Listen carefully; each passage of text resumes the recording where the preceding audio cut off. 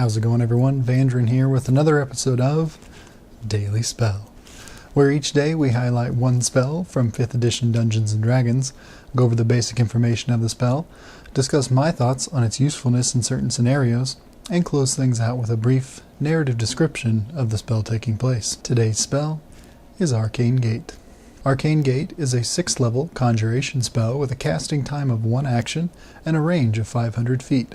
Arcane Gate has both verbal and somatic components, if your DM requires them, meaning that there will be both words and motions needed to cast the spell. The duration of Arcane Gate is up to 10 minutes. It is important to note that Arcane Gate is a concentration spell, meaning that if you suffer any damage, you will need to succeed on a concentration roll to determine if the effects of the spell remain in place. Also, if you choose to cast another concentration-based spell, the Arcane Gate will immediately vanish. The description of Arcane Gate via the player's handbook, beginning on page 214 and concluding on page 215, is as follows. You create linked teleportation portals that remain open for the duration. Choose 2 points on the ground that you can see, 1 point within 10 feet of you, and 1 point within 500 feet of you. A circular portal, 10 feet in diameter, opens over each point. If the portal would open in a space occupied by a creature, the spell fails and the casting is lost. Portals are 2-dimensional glowing rings filled with mist, hovering inches from the ground and perpendicular to it at the points you choose. A ring is visible only from one side, your choice, which is the side that functions as a portal. Any creature or object entering the portal exit from the other portal as if the two were adjacent to each other. Passing through a portal from the non-portal side has no effect. The mist that fills each portal is opaque and blocks vision through it.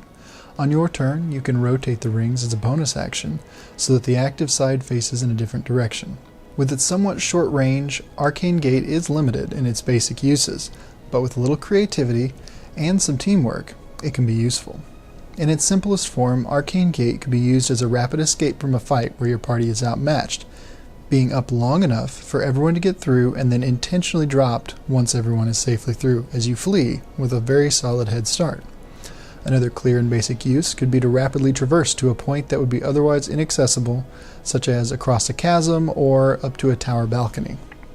Utilizing teamwork, you could cast one end near your strongest character as they grapple and throw the enemy through it, while you set the other side in the air off of a high cliff.